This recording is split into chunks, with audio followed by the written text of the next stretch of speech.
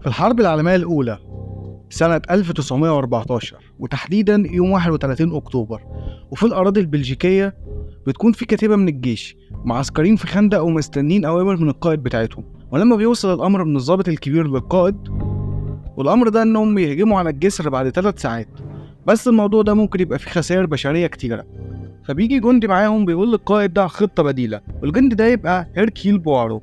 والخطة بتاعته ان هم بدل ما يستنوا يهجموا دلوقتي، لانه قدر يلاحظ بسبب حركة الطيور ان الرياح هتبقى في نفس الاتجاه بتاعهم، فان هم هيستغلوا الرياح ده لان هم يهجموا على العدو من غير ما ياخدوا بالهم. وفعلا بينفذوا الخطة اللي هو قال عليها.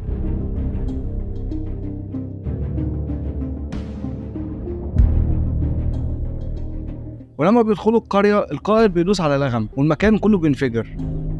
ولما بوارو بيدخل المستشفى بتيجي مراته علشان تطمن عليه، ولما بتشوف وشه بعد الحادثة اللي حصلت بتقول له إن لو ربى شنبه مفيش حاجة هتبان. وفي سنة 1937 بيروح بوارو على مطعم في لندن، وفي المطعم ده بتكون فيه حفلة. ولما بيدخل المطعم بيكون في المطعم جاكلين وخطيبها سايمون، الاتنين بيكونوا بيرقصوا مع بعض ومبسوطين. وبينضم للحفلة دي واحدة من أغنى أغنياء إنجلترا واسمها لينت، وتكون صاحبة جاكي. وجاكي ولينت بيتكلموا مع بعض. جاكي بتطلب من لينت إنها تشغل خطيبها سايمون معاهم، ولينت بتوافق. وبيجي سايمون يشكر لينت على الشغل، وبيكون بين سايمون ولينت نظرات كده تبين إن هم معجبين ببعض.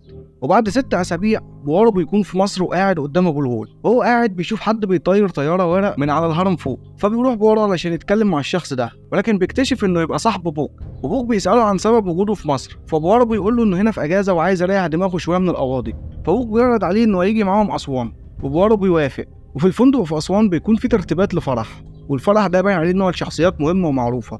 وبنشوف لويز اللي هي المساعدة الشخصية للعروسة بتروح علشان تاخد السلسلة بتاعت العروسة، ولويز بتعجبها السلسلة لأنها حلوة جدا وغالية جدا جدا جدا. ويكون الفرح ده كله أصلا يبقى فرح لينت وسايمون، وبتنزل لينت ومعاها سايمون يرحبوا بالمعازيم. وبتتفاجئ لينت لما بتلاقي بوارو موجود معاهم. وبعد كده بتاخد سايمون وبتعرفه على ابن عمها اللي هو اسمه أندرو، وبتقول له أندرو ده يبقى المحامي بتاعها والمسؤول عن كل شغلها. وبعد شوية في الحفلة بوك بيعرف بوارو على كل الناس اللي موجودة، وأول واحد فيهم بيبقى الدكتور ويندل شوم اللي اتقدم للينت قبل كده وكان ضامن إنها توافق عليه، ولكن جه سايمون وخدها منه. وبيعرفه على مرات أبو لينت اللي مسؤولة عن ورث لينت كله، وبيعرفه كمان على المربية بتاعت لينت اللي طمعانة في فلوسها. وبيقول له كمان إن أندرو ابن عم لينت شخص ماكر ومحدش بيثق فيه خالص غير لينت. وبيعرفه على روزلي، بس هي دي الوحيدة اللي بتحب لينت عادي ومفيش بينهم وبين بعض مشاكل. وبعد شوية جاكي بتدخل الحفلة، وجاكي دي اللي هي خطيبة سايمون القديمة.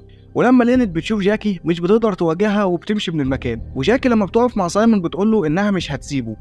وتاني يوم بتخرج لينت ومعاها سايمون علشان يتفسحوا شوية، وهم ماشيين بيشوفوا المحقق بوارو، فبيروحوا له وبيطلبوا منه إن هو يراقب جاكي علشان هم خايفين لا ممكن تعمل فيهم حاجة وتأذيهم. وبوارو بيوافق وبيروح علشان يتكلم مع جاكي، وبوارو بيطلب منها إنها تسيب سايمون ولينت في حالهم وتعيش حياتها. فجاكي بتقول له إنها بتحب سايمون جدا لدرجة إنها ممكن تقتل نفسها هي أو أي واحدة تفكر إنها تقرب منه. وعلشان تعرفوا إنها مش بتقول أي كلام بتطلع من الشنطة بتاعتها مسدس عيار 22. فبوارو بيعرف إن الموضوع مش هزار وجاكي فعلا مش ناوي على خير. وبيروح للينت وسايمون وبيطلب منهم إنهم ينهوا الأجازة على كده علشان جاكي مش هتسكت على الخيانة اللي حصلت. وتاني يوم سايمون بيجمع الناس كلها علشان يطلعوا رحلة، وقبل ما بيروحوا للمركب بيقول للناس كلها إن هو ومراته هيكملوا شهر العسل مهما حصل إيه.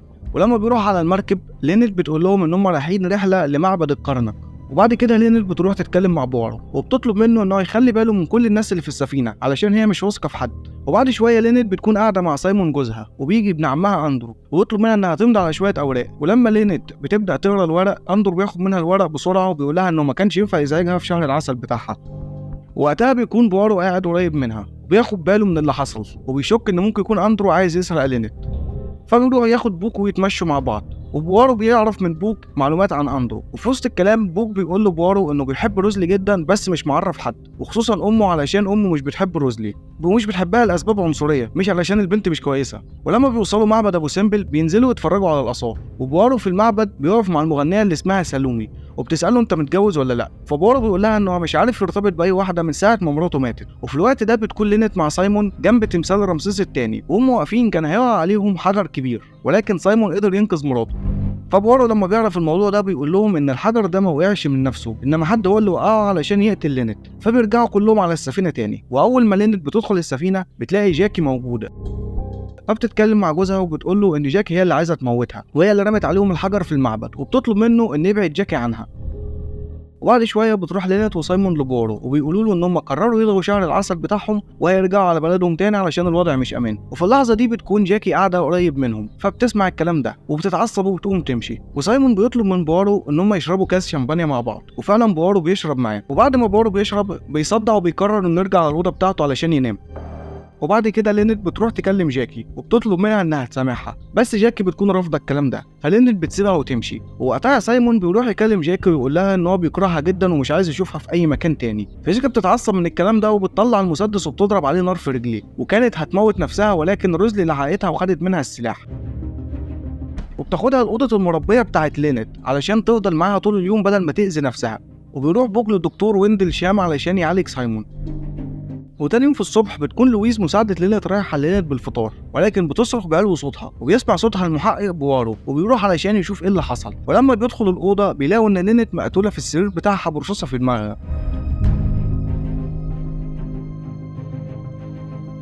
والدكتور ويندل شام بيقول ان ميتة بقالها 6 ساعات برصاصة عيار 22. فبوارو بيفتكر ان السلاح اللي مع جاكي كان عيار 22، فبيروح لجاكي علشان يحقق معاها، ولكن المربية قالت له ان جاكي هنا في الأوضة من امبارح نايمة ما خرجتش، وكمان هي عطتها منوم فمستحيل تكون خرجت من الأوضة. وبعد كده بيروح بوارو يحقق مع روزلي وبيطلب منها انها تحكي له على اللي حصل، فبتقول ان المسدس بتاع جاكي اختفى وهم رايحين على الأوضة بتاعة المربية. فبيعرف بوارو ان الجريمة حصلت في الوقت اللي جاكي كانت رايحة فيه على أوضة المربية. فبيبدأ بورو انه يحقق مع كل اللي على السفينة، وبيروح على أوضة لينت وبيلاقي جوزها سايمون قاعد جنبها وعمال يعيط. وسايمون بيتهم جاكي بانها هي اللي قتلت لينت. فبورو بيقول له ان جاكي كانت نايمة وقت الجريمة ومستحيل تكون هي اللي قتلتها، وان اكيد في حد تاني، وخصوصا ان معظم الناس اللي هنا مش بيحبوا لينت وعايزين يقتلوها. وبيقول بوارو ان ممكن يلاقوا حاجه من حاجات لينت الغاليه مسروقه علشان ممكن يكون اللي قتلها كان طمعان في فلوسها، وبيسالوا لو في حاجه غاليه من حاجات لينت اتسرقت، وبيعرفوا ان السلسله بتاعت لينت الغاليه جدا اتسرقت فعلا. وبوارو بيحول الشك كله للمساعده بتاعت لينت اللي هي اسمها لويز، ويبدا بوارو انه يحقق مع لويز. وفي وسط التحقيق بيحس بوارو ان لويز ممكن تسرق السلسله، ولكن انها تقتل لينت كبيره عليها شويه، وبالذات اصلا ان لو لينت ماتت لويز اقل واحده هتستفاد، يعني في ناس كتيره جدا ليهم مصلحه اكبر في قتل لويز. وبعد كده بوارو بيروح للدكتور ويندل شايم وبيتهم ان هو اللي قتل لينت لان لينت مرضتش تتجوزه. فالدكتور بيقول له انه لسه بيحب لينت ومستحيل يقتلها، ولو عايز ينتقم فالمفروض انه يقتل سايمون مش لينت. وبوارو بيحس ان كلام ويندل شام مقنع، فبيسيبه ويروح يستجوب اندرو ابن عم لينت، وبيقول له انه مشتبه فيه بقتل لينت، والاسباب كتيره منهم انه طبعا في فلوسها، او مثلا كان بيحاول يسرقها وهي عرفت ووقتها قرر انه يبقى في السليم ويقتلها. فاندرو بيقول له ان لما لينت تموت هو مش هيورث حاجه، والورث كله هيروح لسايمون ومرات ابوها. وكمان بيعرفوا ان معاه مسدس وكان ممكن يقتل لينت لو عايز، والمسدس اللي معاه بيكون عيار 45 مش زي عيار الرصاصه اللي لينت اتقتلت بيها. فبوارو بيسيبه وبيروح يستجوب مرات الاب وبيتهمها ان هي اللي قتلت لينت علشان تورث منها. فمرات الاب بتقول له انها فعلا ليها فلوس كتيره في ورث لينت، ولكن غير كده هي برضه معاها فلوس كتير ومش مضطريه انها تقتل علشان تورث. وفي وسط التحقيق بوارو بيسمع صوت حد بينادم عليه علشان لقى حاجه في الميه، ولما بيروح علشان يشوف لقوا ايه بيعرف ان هم لقوا سلاح الجريمه. وبعد ما بيشوف سلاح الجريمه بيروح علشان يستجوب المغنيه، بس بيستبعد تماما انها ممكن تكون هي اللي قتلت علشان ملهاش اي مصلحه في كده. وفي وسط كلامه بتيجي ام بوك اللي هو صاحب بوارو وبتقول له انها لقت السلسله بتاعت لينت المسروقه ولقيتها في الدرج بتاعها. فبوارو بيجمع ان ممكن بشكل كبير ان اللي قتل ما يكونش هو اللي سرق السلسله. وبعد كده بيروح يحقق مع حبيبه بوك السريه روزلي، وهم واقفين بيشوفوا جثه مساعده لينت لويز وهي في الميه، وبيلاقي ان معاها فلوس، فبيعرف انها كانت عارفه القاتل وكانت بتبتزه، وعلشان تسكت كانت عايزه تاخد منه فلوس، بس القاتل بعد ما عطاها فلوس قتلها ورماها في الميه. ولما الدكتور بيكشف عليها بيقول انها اتقتلت بمشرط، ووقتها اندرو اتهم الدكتور ان هو اللي قتلها لان هو الوحيد اللي معاه مشرط. فالدكتور مش بيسكت وبيمسك في خناق اندرو، ووقتها بيبدا بوارو انه يفكر في مين اللي ممكن يكون عمل كده ومين اللي لسه محققش معاه، وبيعرف ان الوحيد اللي لسه ما استجوبهوش يبقى صاحب بوك. وبوارو بيحقق مع بوك وبيساله عن الجاكيت بتاعه، وبعد كده بيساله هو ليه ما راحش يقول للينت ان جوزها اتصاب في رجله بما انه يعرف لينت من زمان وكده. فبوك بيتوتر وبيقول له انه ما كانش مركز علشان لما شاف الدم وان سايمون مصاب اتوتر وما كانش عارف يتصرف. فبوارو بيتعصب عليه وبيقول له انت كذاب، وبيستنتج بوارو ان بوك دخل على لينت الاوضه ولقاها ميته واستغل الموقف وسرق السلسله بتاعتها. والكلام ده علشان يبقى معاه فلوس يتجوز روزلي، لانه بعد ما امه تعرف انه بيحب روزلي هتمنع عنه الورث. ولما بوك شاف بوارا بيحقق مع كل اللي في السفينه قرر انه يرجع السلسله تاني علشان يبقى في الامان. ووقتها وهو راجع شاف القاتل وهو بيقتل لويز وفي دم طار على الجاكيت بتاعه، وعرف كده لانه مش لابس الجاكيت بتاعه دلوقتي وكمان في دم على هدومه، ومعنى كده ان بوك شاف وش القاتل ومش راضي يقول عليه علشان ما يتحبسش لانه سرق السلسله. وبتصدم بوك من ذكاء بوارو وانه عرف كل حاجه، وفعلا بيقول له ان كل كلامه صح. وبيبدا بوك يتكلم، ولكن قبل ما يقول اسم القاتل بيتضرب بالنار في رقبته. فبيشوف بوارو القاتل وهو بيجري وبيحاول انه يلحقه ولكن مش بيعرف. وبيروح بعد كده لجثة بوك وبيقف يتكلم مع حبيبة بوك اللي اسمها روزلي، وبيكون حاسس بالذنب في موت بوك. وفي اخر اليوم بوارو بيجمع كل الناس في اوضه واحده ويقول لطاقم السفينه ان هم يقفلوا كل الابواب، وبيقول بوارو انه مش هيسيب اي حد يخرج من الاوضه دي غير لما يعرف مين القاتل. وبيبدا يفكر ويربط الاحداث ويلم الافكار مع بعض. وبعد كده بيقول ان الشخص اللي قتل لينت يبقى جوزها سايمون، علشان هو الوحيد اللي ليه مصلحة كبيرة في الموضوع ده، لأنه مش غني زي مرات أبوها، ولو لينت ماتت هو هيورثها، وغير كده الشغل اللي هو فيه اللي جابته له تبقى لينت، فمعنى كده إنه من غيرها ولا يسوى. وبيبدأ يربط الموضوع كله في قصة واحدة، وبيقول إن كاس الشامبانيا اللي شربه يوم الجريمة وجاب له صداع كان فيه مخدر سايمون اللي حطه علشان يبعد بوارو عن الموضوع. ولما جاكي ضربت سايمون بالنار الطلقة دي كانت مزيفة، وإن سايمون استخدم لون علشان يوهم الناس إن فيه دم. ولما الناس مسكت جاكي علشان يودوها اوضتها، وقتها قدر سايمون يهرب على اوضه لينت ويقتلها.